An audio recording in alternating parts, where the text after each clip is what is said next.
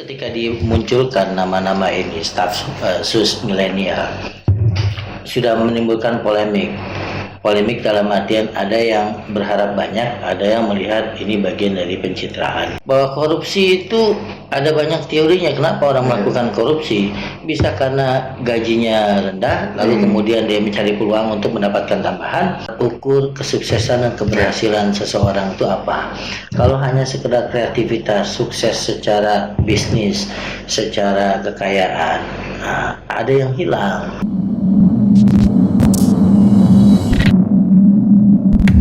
Assalamualaikum warahmatullahi wabarakatuh. Waalaikumsalam. Oke Pak, ini kita balik lagi nih Pak ya di channel Down to Earth ID. Masih bersama saya Gasan Syakik Albak dan Bapak Fuad. Tadi sih di belakang itu pengennya dikenal sebagai mahasiswa juga Pak ya.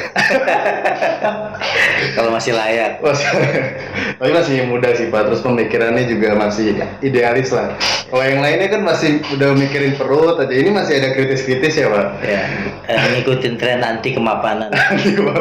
Anti establishment. Oke, Pak ini kan sebenarnya minggu lalu kan kita bahas tuh Pak tentang ada 6 topik lah Pak. Iya. Langsung cepet aja, ini langsung ada berita yang panas juga nih Pak. Dan terutama tentang generasi saya nih Pak. Ya pasti tahu kan tentang staf khusus presiden. Oh iya. Ini kan sebenarnya sekarang lagi banyak banget lah Pak, kayak kekecewaan publik, kekecewaan masyarakat terkait staf khusus presiden. Ini sebenarnya ada 3. Iya. Jadi sebelum kita masuk nih ke benar-benar yang spesifik banget, saya pengen kasih tau nih Pak, ini ada alasannya nih Pak. Ini saya kutip di tanggal 21 November. Ketujuh nama itu antara lain CEO sekaligus pendiri Creative Planner Putri Tanjung dan pendiri Ruang Guru ada Mas Belfasya Devara.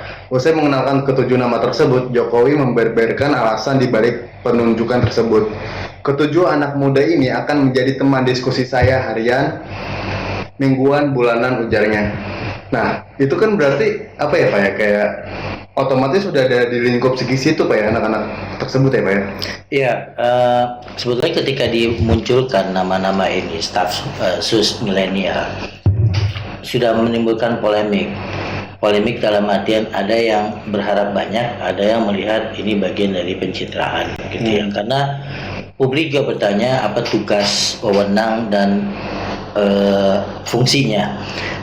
Apalagi kemudian mendengar bahwa mendapatkan insentif 50 juta per bulan gitu ya. Kemudian belakangan ada wawancara bahwa mereka memberikan saran pada presiden. Kalau cuma memberikan saran saja nggak nendang, dan bisa dianggap bisa tidak, kenapa harus dibayar 50 jutaan gitu. Dan rata-rata mereka ini orang yang sudah mapan gitu. Nah, Kepala Negara meyakini 7 orang staf khusus dari kalangan milenial akan memberikan gagasan segar dan inovatif. Dengan begitu Indonesia bisa mencari cara baru mengejar ketertinggalan.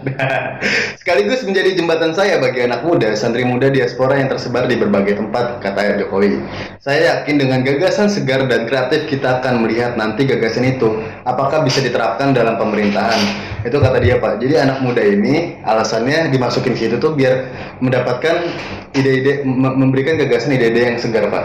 Ya, ada tren global memang merekrut milenial ke jabatan-jabatan publik. Malaysia misalnya, menteri termuda di dunia, menteri pemuda dan olahraganya itu masih di bawah 30 tahun.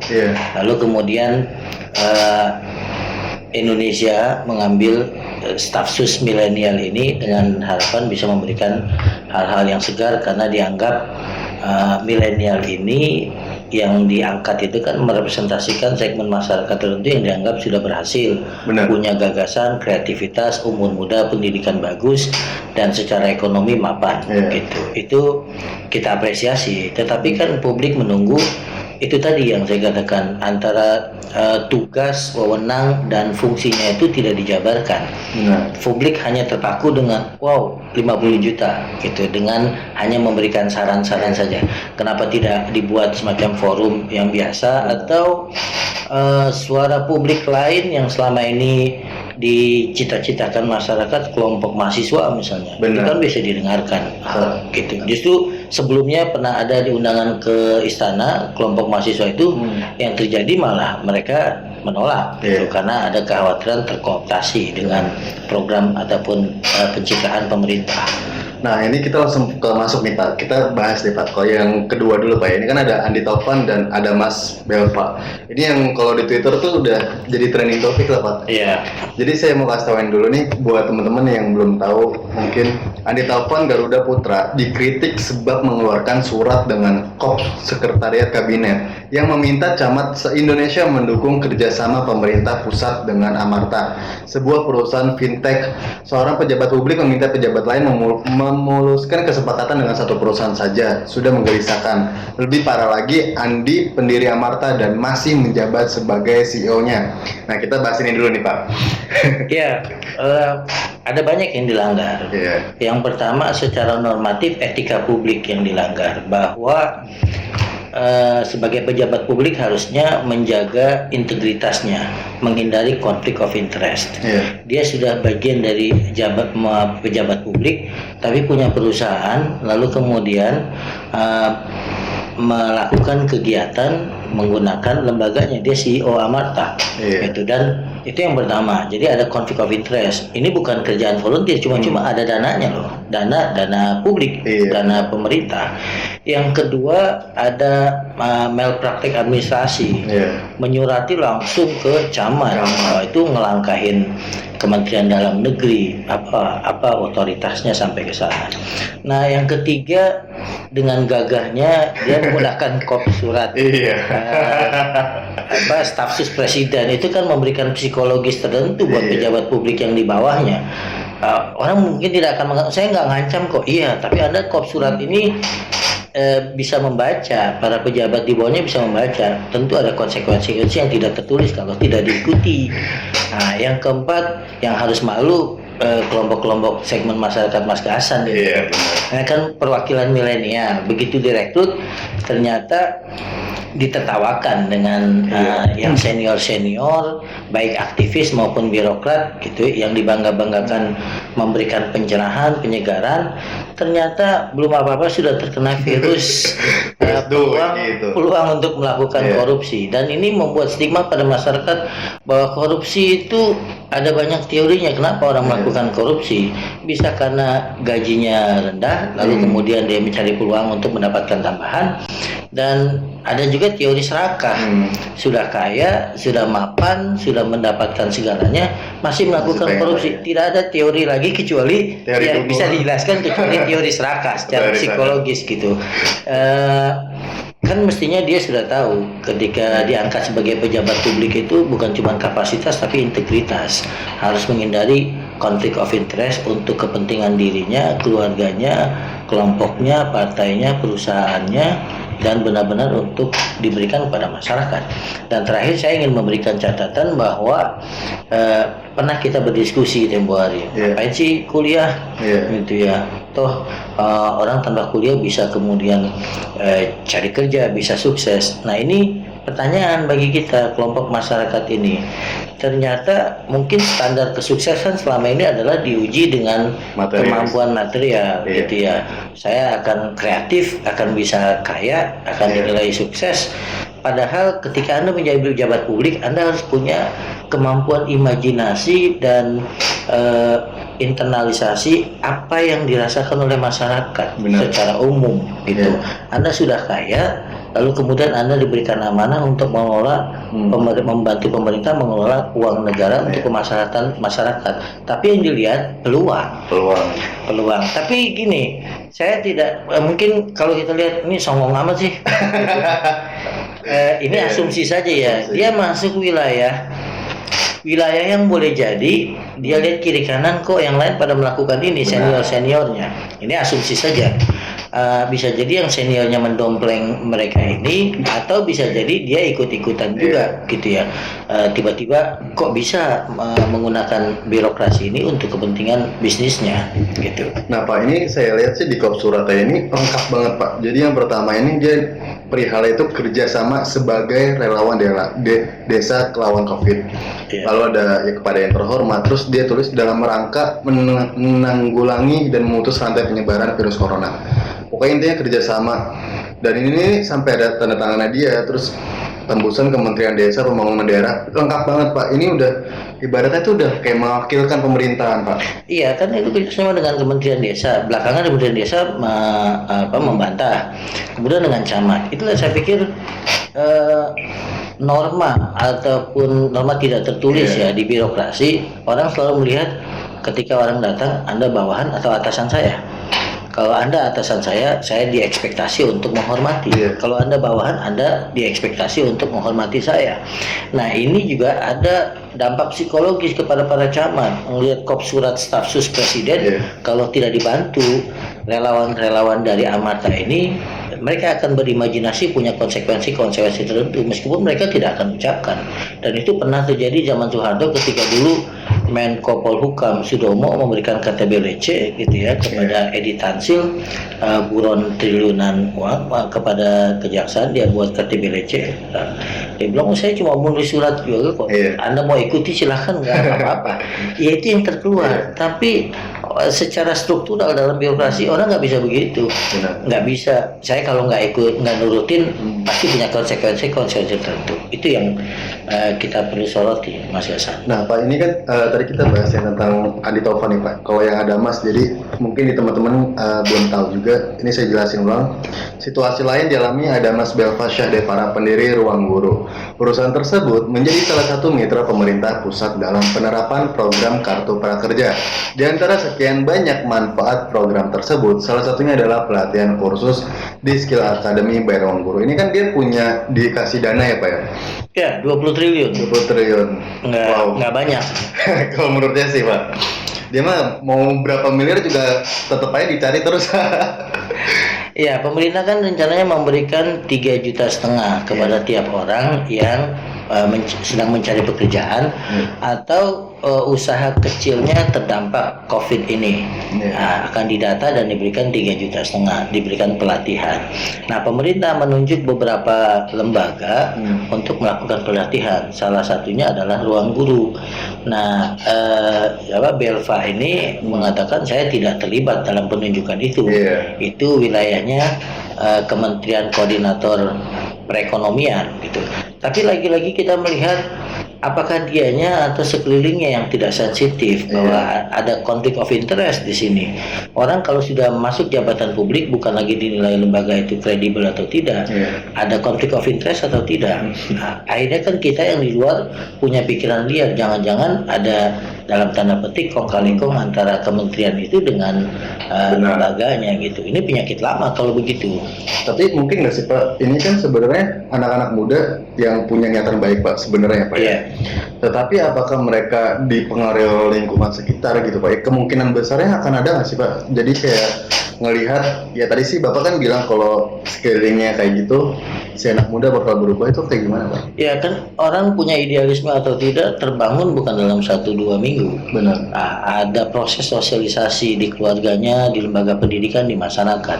Nah mungkin dalam keluarganya biasa serba ada, lalu kemudian di lembaga pendidikan yang gitu ya. Alat ukurnya ketika di dunia pendidikan bagaimana sukses secara material, diasah kreativitasnya, tapi tidak bersentuhan dengan isu-isu masyarakat. Akhirnya tidak bisa menangkap suasana kebatinan masyarakat ketika dalam kondisi COVID ini. Yang terjadi adalah ini peluang. Peluang. Apa salahnya saya membangun bisnis saya secara halal kok? Artinya diberikan peluang. Iya. Tapi secara norma dan etika publik tidak bisa begitu. Anda sudah punya jabatan gitu ya. Dan ini uang negara, harus berhati-hati. Itulah saya katakan bahwa empati sosialnya tidak ada. Mestinya bukan hanya dia bukan terlibat, dari awal menolak. Benar. Saya minta digugurkan. Saya sudah mendapatkan kehormatan luar biasa sebagai milenial jadi staf sus presiden. Lalu kemudian saya punya lembaga tidak. Pertama, baik secara ekonomi maupun prestise saya sudah dapat. Tidak perlu lagi penambahan. Tapi itu rumusnya. Katakan rumus orang korupsi. Kenapa? Karena uangnya kurang, gajinya kurang. Dinaikin gajinya, tapi pegawai pajak masih tetap saja melakukan korupsi. Tidak ada lain teorinya kecuali teori serakah. Tidak ada teori psikologi, teori sosial menjelaskan kenapa orang sudah semakin kaya tapi masih melakukan korupsi. Pak, ini saya mau baca nih dari Rahlan, dia penunjukan 8 perusahaan perusahaan itu dilakukan tanpa melalui lelang. Padahal jika diasumsikan setiap perusahaan dipilih secara merata oleh peserta pelatihan online, kata Rahlan. Setiap perusahaan bisa meraup uang sebesar 700 miliar. Rahlan pun menduga kepercayaan diri pemerintah itu bersumber dari pasal kekebalan hukum yang ada dalam peraturan pemerintah nomor 1 tahun 2020 tentang kebijakan keuangan dan stabilitas sistem keuangan dalam penanganan pandemi COVID-19. Perpu itu menyebut bahwa biaya yang dikeluarkan pemerintah untuk menyelamatkan perekonomian dari krisis bukan kerugian negara, dan pejabat pemerintah terkait pelaksanaan Perpu tidak dapat dituntut perdata ataupun pidana jika melaksanakan tugas berdasarkan etikat baik. Ya, ini yang kita kritisi tempo hari, Perpu tentang COVID-19, dan sudah mulai diajukan judicial review oleh beberapa tokoh termasuk Amin Rais dan Samsudin, karena melihat Perpu ini banyak celah ditunggangi oleh free riders, apalagi ditutup klausulnya dengan tidak ada tuntutan pidana kepada pejabat yang mengelola uang ini yang dilakukan dengan niat baik dan mengikuti perundang-undangan yang ada. Itu yang kita katakan bahwa kalau begitu caranya akan terjadi bebas. Akan pengaturan uang 400 triliun itu yang 75 triliun untuk COVID-nya sendiri, untuk alat kesehatan, dan sisanya untuk menanggulangi masalah kemiskinan dan jaringan sosial. Jadi kayak misalnya 20 triliun itu dialokasikan untuk berapa lembaga, sekian belas lembaga gitu. Lalu kemudian berlindung di balik klausul tadi. Saya tidak bisa dipidana. Itu yang jadi persoalan gitu ya. Selalu saya katakan kekuasaan itu memang harus dicurigai, tidak bisa oke-oke saja karena peluangnya begitu tinggi. Ini buktinya kalau tidak dikritisi orang, dia akan jalan terus, itu staf sus atau siapapun. Itu kan ini boleh jadi orang mengatakan ini fenomena gunung es, iceberg, yang kelihatan staf sus yang dapat, yang ketangkep, ketangkep dalam artian tertangkap oleh media atau yang lain gitu. Tapi apakah tidak menutup kemungkinan di belakang itu kasus-kasus yang lain yang melibatkan yang lebih senior, lebih canggih cara bermain. Karena anak mudanya juga nggak bakal berani nyebarin, Pak, kalau menurut saya. Mereka lebih dominan ketakutan. Ya kan kita melihat psikologi yang muda ini, Anda boleh cerdas, tapi dalam memasuki aura kekuasaan, lembaga kekuasaan dan lembaga kepresidenan kan bukan sendiri, ada berbagai kelilingnya, ada kementerian, ada staf khusus kepresidenan, ada segala macam dengan berbagai macam orang, ada yang jenderal, ada yang senior, ada yang punya pengaruh luar biasa, belum lagi orang-orang swasta yang masuk, misalnya orang-orang punya kepentingan. Dia berhadapan dengan itu aja secara psikologis sebetulnya nggak masuk nalar kalau dia berani melakukan itu, kecuali dalam tanda petik sekali lagi atmosfernya mendukung. Gitu. Tapi ini nggak sih, Bang? Ini kan sebenarnya Pak Jokowi pun belum memecat ini, Pak, ya, staf khususnya. Ya, itulah orang menunggu. Pertama dari yang bersangkutannya mengundurkan diri atau tidak, karena terkait dengan etika publik. Nah, yang milenial juga belajar dari seniornya. Selama ini nggak ada yang mengundurkan diri karena kasus begini, seperti Jepang misalnya, atau Menteri Dalam Negeri Turki yang merasa bersalah melakukan lockdown lebih cepat daripada sebelumnya, lalu mengundurkan diri, dan itu ditolak oleh Presiden Turkinya karena dia sudah melakukan hal yang baik.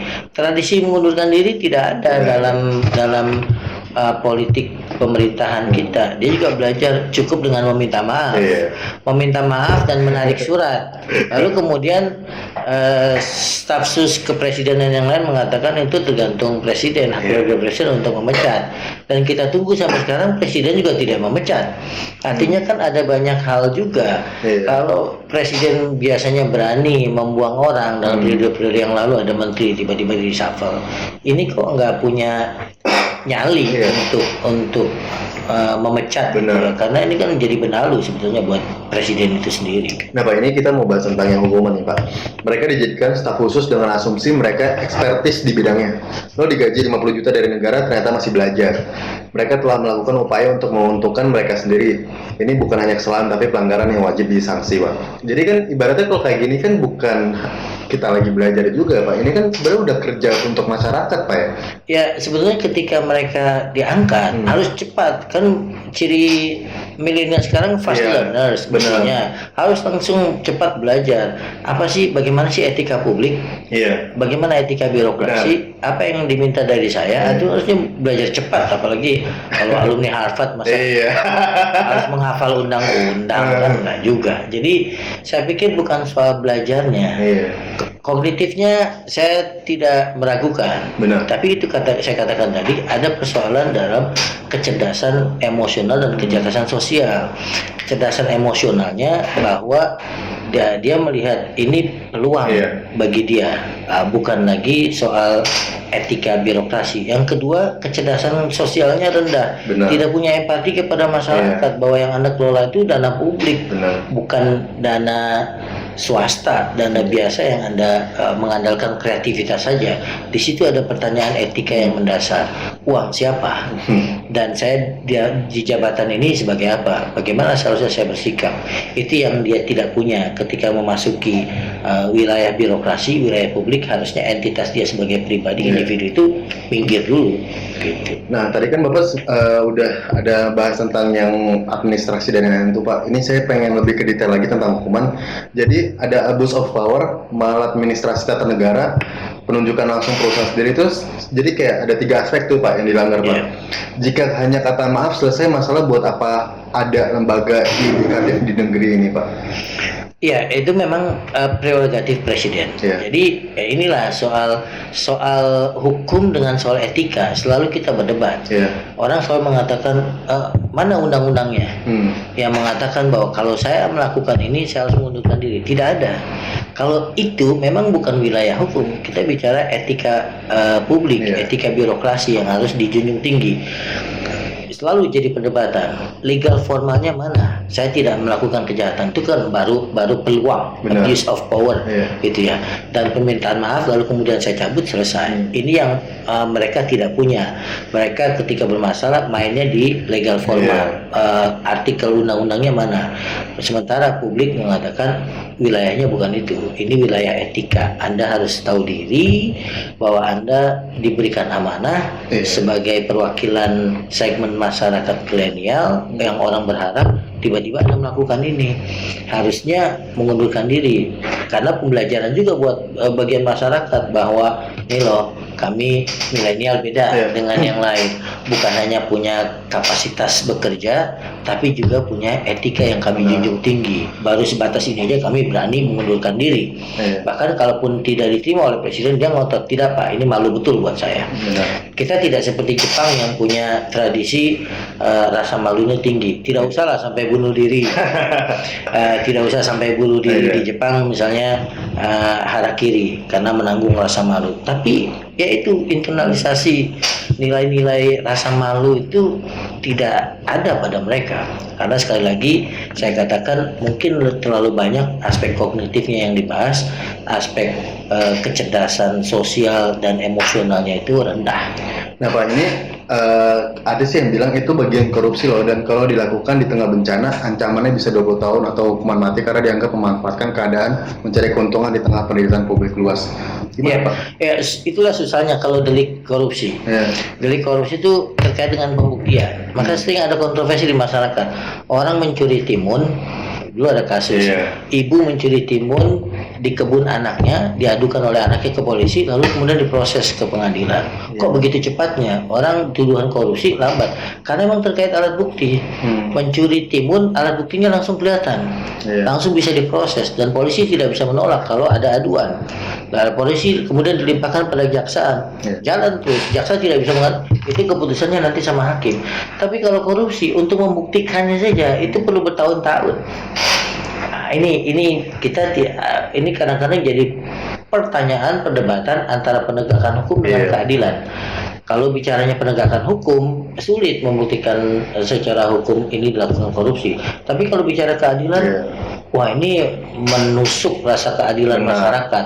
Anda sudah kaya, digaji 50 juta, tugasnya yang dipahami oleh masyarakat hanya memberikan saran, lalu kemudian menggunakan peluang itu untuk memperkaya diri sendiri, nggak diapa-apain gitu, cuma minta maaf, Iya. narik surat, selesai. Waduh, Itu enak. sebenarnya rasa hati udah sakit banget kayak kita sebagai masyarakat juga, kita udah kayak gitu kan, sebenarnya kita udah ngasih kepercayaan Pak. Kalau bicara segmen masyarakat yang harus sakit hati ini kelompok milenialnya Iya. Mas Gasan dan kawan-kawan, itu kan segmen milenial. Saya kan orang senior gitu.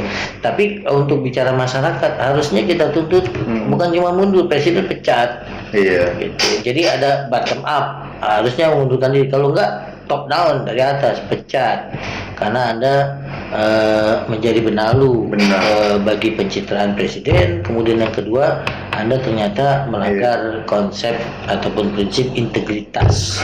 Dan yang ketiga, Anda melukai segmen masyarakat milenial yang katanya bisa memberikan ide yang mencerahkan. Iya.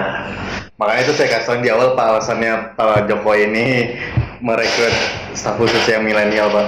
Nah ini Pak, ini kan sebenarnya baru 5 bulan kerja Pak. Iya.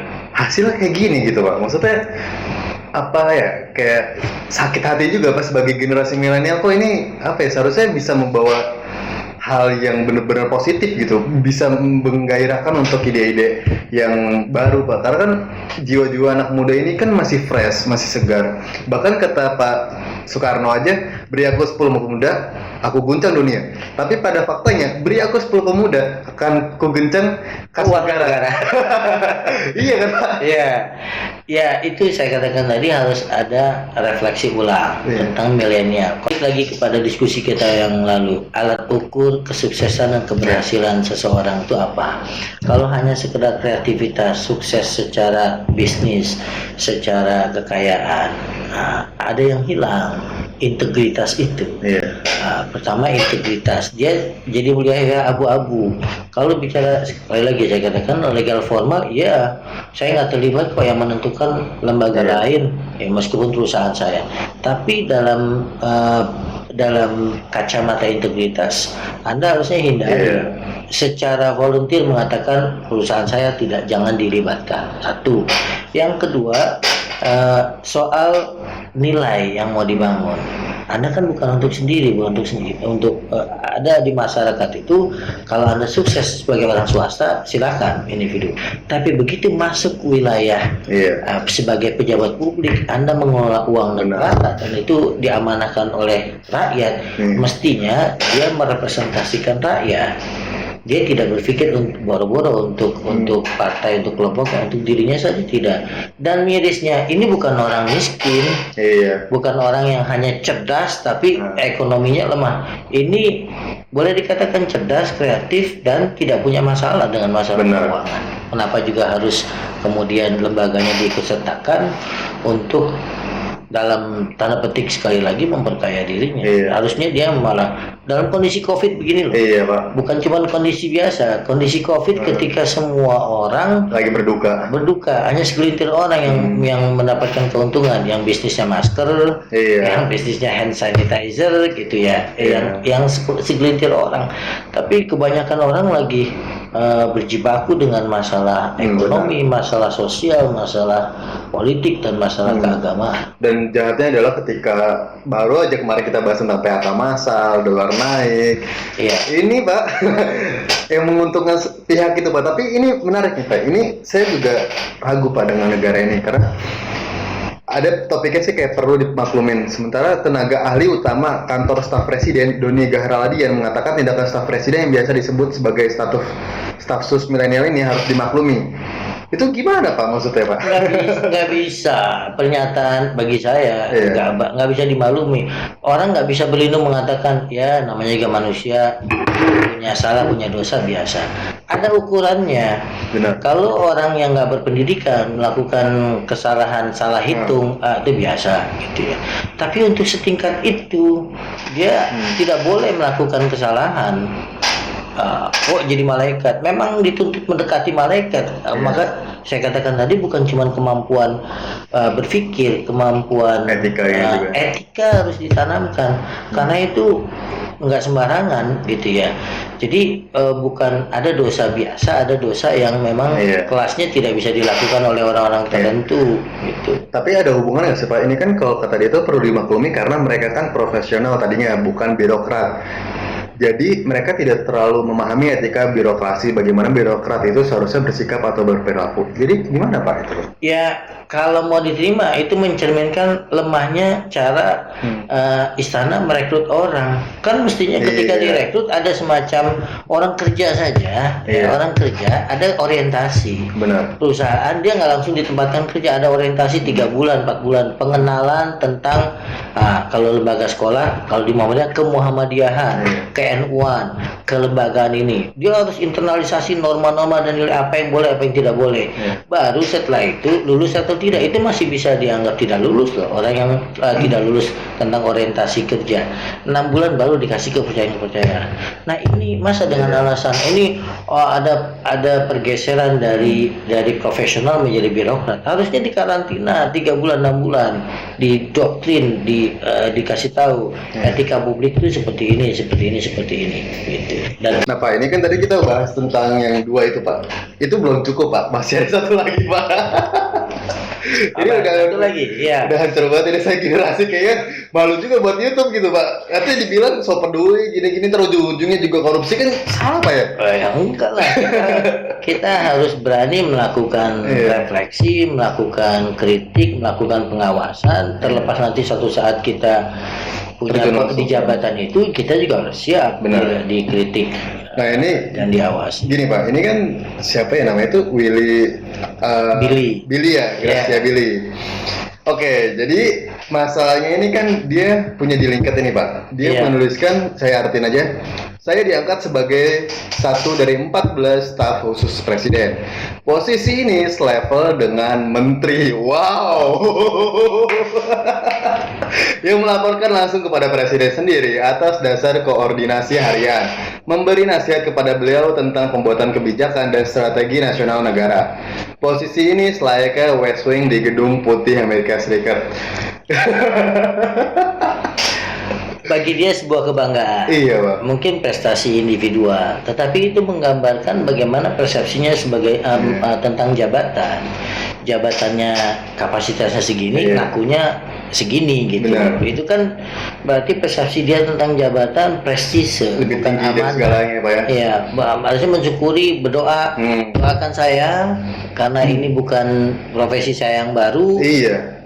Birokrasi adalah hal yang baru buat saya, berikan saya waktu untuk belajar, doakan saya agar amanah, kan begitu. Benar. Tapi yang dibangun adalah persepsi bahwa lembaga jabatan ini luxurious. Benar.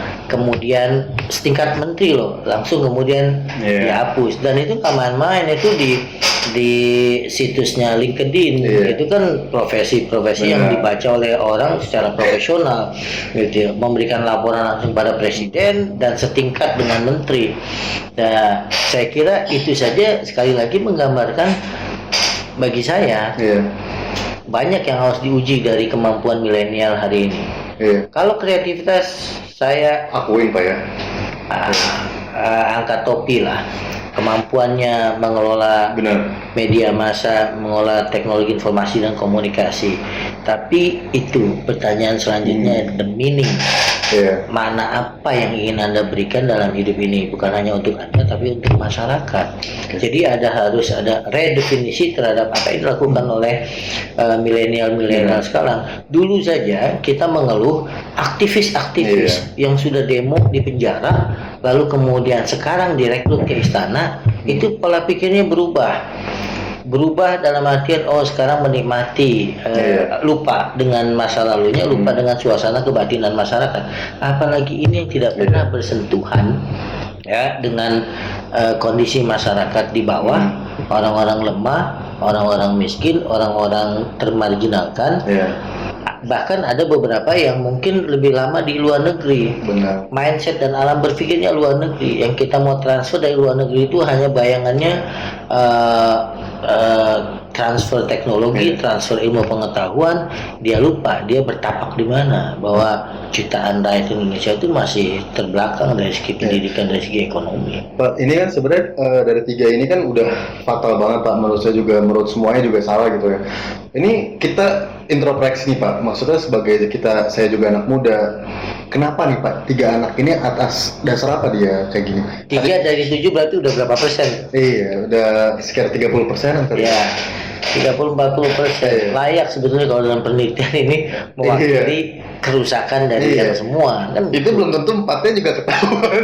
Meskipun kesalahannya ada gradasinya. Ada yang parah, setengah parah, ada yang kurang parah gitu. Ada yang belum ketahuan parah. Tapi sekali lagi itu tadi pertanyaan besar. Saya menilainya ada culture shock. Mereka memasuki wilayah birokrasi, ya, wilayah yang selama ini bukan wilayah mereka, wilayah dia. Kreativitas diterjemahkan dalam bentuk lain. Kalau selama ini di wilayah swasta, kreativitas gitu ya, berhubungan dengan orang, dia lupa bahwa tiba-tiba ada uang miliaran gitu ya, ada gengsi tersendiri sebagai birokrat dan punya kuasa, punya pengaruh gitu. Kemudian sudah lama terpisah dengan bagian masyarakat paling bawah atau umum, jadi membentuk elitisme sendiri. Jadi seakan-akan mengambil keputusan, keputusan ini terbiasa jadi owner, lalu kemudian masuk jadi servant, jadi pelayannya masyarakat. Itu nggak masuk, ya, Pak. Culture shock itu. Yang kedua bisa jadi culture shocknya atmosfernya. Atmosfer di birokrasi yang dia tempati itu, saya nggak tahu gambarannya bagaimana di wilayah itu ya. Tapi kan semua kapasitas dia punya, gitu ya, keuangan, birokrasi, kemudian pengaruh. Salah satu bukti kenapa dia bisa menulis surat kepada camat-camat, dia menyadari betul bahwa kop surat ini punya dampak psikologis besar kepada birokrat-birokrat di bawah, punya konsekuensi tertentu kalau ditolak. Pak, ini kan sebenarnya mereka semua kan ke bisnis Pak ya, mungkin gara-gara jiwa bisnisnya, cuman salah tempat aja Pak ya, penyesuaiannya yang salah. Karena kan kalau di bisnis itu kan lebih menguasai Pak. Iya, itu kan saya katakan tadi, ini owner. Biasa sebagai owner lalu kemudian berpindah jadi budak, dari pelayan. Jadi mental ownernya belum hilang. Kemudian yang kedua mungkin tidak terbiasa, sudah ada yang biasa susah tapi dan jangan lupa ini kan bukan mereka meninggalkan bisnisnya lalu kemudian jadi staf sus presiden, masih bisa nyambi. Masih bisa. Jadi tetap jadi ada ada dualisme. Satu saat dia sebagai staf sus, di sisi lain dia tetap sebagai pengelola bisnisnya. Jadi kadang-kadang dia tidak lupa dia masuk kamar yang mana. Dia kepribadian itu terbawa gitu. Makanya saya katakan tadi, apakah kegagalan rekrutmen, tidak ada orientasi kerja, kemudian yang kedua tidak ada pembinaan, atau pertanyaan nakalnya karena memang ada transfer atmosfer pada mereka kan. Nah Pak, ini kan apa ya Pak, kayak ini kan ada masuk lagi nih Pak ke ini, saya baca berita Presiden Joko Widodo menerbitkan Peraturan Presiden Nomor 56 Tahun 2020 tentang perubahan ketiga atas Peraturan Presiden Nomor 17 Tahun 2012. Jadi intinya itu ada staf khusus wakil presiden Pak, dari 8 nambah ke 10. Ini nambah 2 lagi Pak. Ini itu tanggal 15 April Pak, baru Pak. Ini gimana Pak ceritanya Pak? Ya mungkin dianggap untuk menangani, saya tidak tahu apa wilayah kerjanya, ya tambahannya. Sekali lagi apa itu tugas, wewenang dan fungsinya. Tapi dengan penambahan itu kan berarti menambah budget. Apa memang ada perluasan cara berpikir di staf wapres ya? Ini karena memang presiden punya hak prerogatif membentuk gitu. Di zaman Soeharto tidak ada yang namanya one team press, zaman Habibie juga belum ada. Kemudian di zaman SBY dibentuk one team press. Kemudian di era Jokowi ada staf sus kepresidenan gitu. Ini memang wilayah-wilayah kepresidenan, harusnya presiden yang lebih sensitif untuk mengelola SDM dan keuangan karena berdampak kepada kinerjanya. Pak, ini kan sebenarnya masalahnya emang udah buruk lah Pak, tapi kan ini di media, misalkan saya sebut TV itu nggak terlalu ke expose, Pak.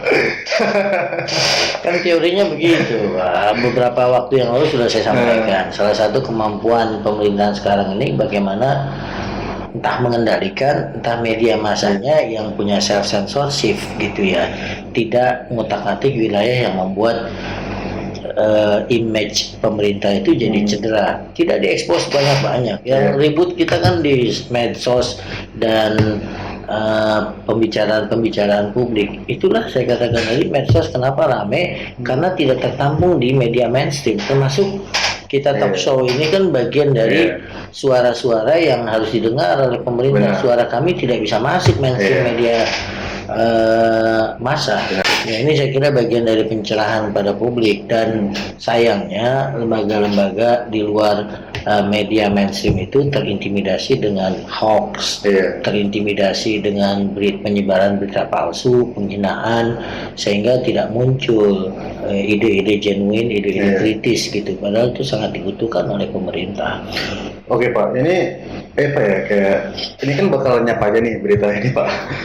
Akan lenyap, sangat lenyap. Nah ini untuk closing statement nih Pak, ini kan pasti punya saran loh untuk generasi milenial, apalagi udah pasti citranya udah buruk banget ini. Bahkan di saya pun juga, jangan ada kasus ini Pak, sebelum-sebelumnya teman-teman juga pada bilang, lo ngapain sih buat tentang politik kayak gini. Bahkan saya lihat juga viewsnya lebih rendah daripada yang lain gitu. Cuman kalau saya kan istilahnya masih punya idealis Pak. Iya. Jadi saran apa Pak yang tepat untuk generasi milenial karena berita yang ini? Ya, ini refleksi buat kaum milenial ya, bahwa hidup ini bukan hanya kreativitas, bukan hanya diukur dari kesuksesan secara materi. Moralitas itu harus tetap dipegang. Ketika saya bicara moralitas bukan cuma soal agama, moralitas kepedulian kepada sesama, kepedulian kepada orang lain, amanah, menjalankan tugas gitu. Ini kan contoh bahwa memang betul dulu orang diukur kecerdasannya dengan IQ, belakangan kan dilihat kecerdasan emosional dan kecerdasan sosial. Ternyata sekarang hampir balik lagi tuh rezim kecerdasan IQ diukur oleh itu. Jadi cerdas untuk kesuksesan diri Anda, tapi balik lagi pertanyaannya, legacy apa yang Anda ingin tinggalkan, bukan hanya untuk keluarga tapi untuk masyarakat, bahkan untuk dunia. Dan bahkan sampai yang ini kan 3 orang ini bakal selamanya pasti kayak malu gitu nggak sih Pak, atau mungkin udah kebal gitu? Termasuk urat malu itu apakah bagian dari kultur kita atau tidak dalam etika publik dia melakukan kesalahan. Karena belakangan ini kita mengalami defisit rasa malu dan rasa takut.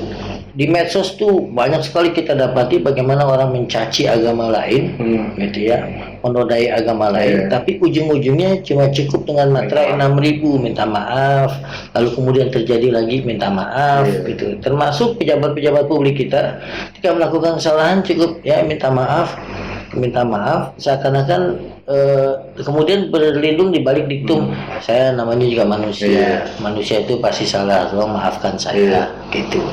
Tapi sebagai pejabat publik kita belajar misalnya kasus Ahok gitu ya. Pejabat publik tidak bisa sembarangan bicara. Tidak bisa kemudian dia bicara mohon maaf, saya mohon maaf. Itu melekat pada jabatan publik Anda. Yang Anda bicarakan harus dipikirkan karena ada di pundak Anda itu 260 juta orang menggantungkan nasibnya. Nah Pak, ini saya mau bacain Pak tentang kritikan-kritikan. Ini sih kita fun aja Pak ya. Ini favorit saya sih Pak, Dr. Rizam Ramli Pak. Istilahnya millennials awalnya terasa hebat, ternyata dirusak oleh distorted millennials. Kejar uang dan kekuasaan habis-habisan, lupakan etik, integritas, dan kemanusiaan. Indonesia sangat perlu enlightened millennials. Itu gimana Pak? Ya, itu benar guys, bawahi etika, kemudian moral dan integritas dan kemanusiaan. Etika, integritas, dan kemanusiaan. Jadi ada hal-hal etika yang harus dijaga, apa yang boleh, apa yang tidak boleh. Lalu kemudian yang kedua soal integritas. Integritas itu bukan cuma bicara Iya. ini boleh atau tidak boleh, halal atau tidak halal. Tapi kan gini Pak, ini kan saya pendidikannya memumpuni nih Mbak. Apa bahkan di Harvard, bahkan emang di Harvard nggak diajarin tentang etika moral gini. Ini kan sebenarnya jadi rusak nggak sih Pak? Ya, itu yang saya katakan tadi, bisa jadi dia menyerap ilmu-ilmu pemerintahan, ilmu-ilmu ini, tapi dia kan tidak merefleksikan masyarakat kita belajar di sana. Mungkin salah tapak gitu ya. Yang namanya paradigma berpikir itu ada tapak kepada komunitasnya. Nah, komunitasnya bukan di sini gitu. Dia lupa mentransfer itu, pengetahuannya itu seharusnya bisa, tapi apapun ceritanya memang ada yang hilang dalam generasi belakangan ini. Concernnya terhadap etika itu kan pernah kita bahas. Yang sekularisme itu selalu berbicara begini, apa yang saya lakukan selama tidak mengganggu orang lain terserahlah, ngapain Anda peduli dengan saya, dan saya tidak akan mengganggu masalah Anda selama saya tidak tidak peduli pada Anda kalau saya tidak mengganggu privasi Anda. Nah terus si Haris Azhar juga bilang mau jadi apa anak siswa ke depan dipertontonkan trik rampok negara, tapi dikit lagi paling dipecat biar aman pade. Cendol mana cendol. Ruang guru jadi ruang bulus. Gimana ya? Ini kan sebenarnya gini Pak ya, kayak jujur Pak, kayak malu banget gitu. Mungkin di saat yang kayak gini nih seharusnya peran banyak banget anak-anak muda tuh yang udah ngerintis, ngebantu, tapi terkalahkan aja dengan 3 orang kayak gini Pak. Yang paling memalukan dana yang akan digunakan itu dana soal krisis COVID-19. Kalau dulu ada korupsi iktp, yaitu KTP biasa umum. Ini orang dalam kondisi sekarat ingin dibantu, lalu kemudian memanfaatkan itu. Makanya saya katakan tadi soal integritas bukan soal boleh atau tidak boleh. Anda layak atau tidak. Kalau misalnya boleh tidak boleh secara hukum iya, karena saya kayak tadi lembaganya ditentukan bukan oleh saya, nggak terlibat kok, perusahaan saya udah. Tapi pertanyaan integritas ini konflik of interest. Ada peluang bahwa Anda kong kali kong dengan pejabat yang menunjuk lembaga Anda gitu, karena Anda juga punya jabatan di sana. Orang akan berasumsi, oh ini dekat sekali dengan epicentrum kekuasaan. Kalau saya tidak berikan, jangan-jangan saya ada konsekuensi apa-apa, kan gitu. Itu kadang-kadang menyakit kita, menyakit media massa, itu self censorship. Belum ditegur sudah melakukan sesuatu, jangan sampai merugikan saya. Pak, oke deh, ini kan sebenarnya kemarin juga kita bahas tentang yang aliansi BEM lah, yang kayak gadungan gitu loh Pak. Terus ini ada kasus anak muda lagi. Persoalannya adalah kedepannya akan ada apa lagi gitu Pak. Ini kan kalau 2 kasus ini pertanyaan besar buat pengelola negara. Anda merekrut orang-orang yang sebetulnya tidak mencerminkan milenial yang banyak sekali di Indonesia yang potensinya luar biasa. Saya yakin banyak milenial yang bukan cuma kecerdasan tapi etikanya itu lebih tinggi daripada senior-senior yang lalu. Kita harapkan justru indeks korupsi Indonesia itu menurun dengan direkrutnya milenial. Kan image kita di dunia bukan cuma kalah kompetisi dalam soal berbisnis. Image kita di luar negeri, di dunia ini soal indeks korupsi masih tinggi. Kita harapkan milenial ini naik. Kan kalau urusan korupsi atau korupsi bukan soal kreativitas, soal integritas, soal hati nurani juga. Betul. Jadi integritas itu yang harus dikurangi. Kalau orang Islam dalam bahasa fikih ada pelajaran usul fikih itu soal prinsip syaddud dzari'ah, menghindari sesuatu yang kalau Anda lakukan Anda terjebak pada dosa. Ini masuk peluang melakukan tindakan korupsi, harusnya dicegah. Itu bagian dari integritas. Jadi itu aja Pak ya untuk pembahasan ini karena tapi sebagai bagian dari milenial jangan baper, Mas. Kalau saya tuh harus di counter dengan menunjukkan kaum milenial ini tantangan buat kita. Ini harus kita melakukan kompensasi. Apa nih, udah dicitrakan seperti ini, kita harus membangun, harus ada terobosan-terobosan di kalangan milenial swasta yang tidak masuk sebagai pejabat publik. Tunjukkan bahwa Anda Iya. masih sangat diharapkan, Benar. tapi itu catatan saya, bukan cuma kecerdasan IQ dan Iya. kreativitas, tapi juga yang terpenting adalah kalau nggak mau pakai bahasa etika dan moral, Iya. pertanyaannya adalah berikan meaning Iya. Anda pada kehidupan dunia ini, bukan cuma untuk Anda dan keluarga, tapi juga Iya. untuk masyarakat dan dunia. Nah, kalau misalkan sekolah di saya, Pak, sebenarnya kayak perlahan sih, Pak, kayak ngerintis YouTube ini. Karena menurut saya sebagai anak muda ini saya harus buktiin. Seperti contohnya kalau misalkan di YouTube ini kan kita lihat kontennya kurang rapi, kurang jelas lah, misalkan tentang prank, drama. Ya saya awalnya buktiin aja, tapi yang ininya juga, Pak. Misalkan kayak orang-orang ini bisa ngekritik atau bisa ngelihat anak-anak muda yang kacau lah kayak Alan si Bem dan ini. Tapi di saat saya punya konten positif, konten kayak gini ini juga nggak terlalu didengar, Pak. Seharusnya kan ada partisipasi lah anak orang-orang yang bisa mensupport. Oh ini yang masih ada loh anak muda yang punya idealis. Iya, dalam setiap domain kehidupan tuh ada aliran-aliran dan Iya. kebiasaan. Nggak apa-apa Mas Gasan memposisikan sebagai anti mainstream, Iya. anti establishment. Trennya Iya. bicara ini, Mas Gasan punya tren tersendiri. Nah, Benar. bisa jadi satu saat keunikan ini akan dicari orang. Benar. Karena kan dalam bisnis juga ada keunikan tuh salah Iya. satu brand yang bisa dicari orang gitu. Kalau semua orang citranya seperti ini, kita punya keunikan tersendiri. Satu saat ada milenial-milenial yang haus, yang mendapatkan pencerahan Iya. gitu ya, politik dan hidup dari obrolan-obrolan seperti ini Iya. gitu. Oke deh, jadi kalau saya sih yang penting tuh lebih ini, Pak. Saya ngelihat kalau suruhannya di zaman sekarang tuh karena proses pengen instan. Dan lebih kalau misalkan dulu kan istilahnya zaman-zaman perjuangan gitu lah, Pak ya. Kalau sekarang kan misalkan dari orang tua udah dapat fasilitas, jadi tinggal ngeliatin ya mana duitnya lagi, mana duitnya. Padahal kan sebenarnya kalau dulu nggak terlalu dilihat situ, Pak, tapi dilihat tuh prosesnya. Satu saat saya akan cerita tentang The Philosophy of Speed. Ada buku menarik. Bagaimana orang hari ini terobsesi dengan Iya. yang namanya kecepatan. Semuanya itu diukur dengan Iya. seberapa cepat gitu ya. Kalau kita kan dulu biasa agak lambat. Iya benar. Lalu kemudian dunia makin cepat. Kalau orang Iya. dulu ngantri, wah, itu harus dipercepat. Kalau kita ke McD ataupun yang lain, sistem shutdown aja, Iya. kita harus ngantri lama, itu marah-marah. Padahal bukan salah pelayannya, salah sistem. Padahal dulu sebelum ada Iya. sistem ini kita ngantri lama.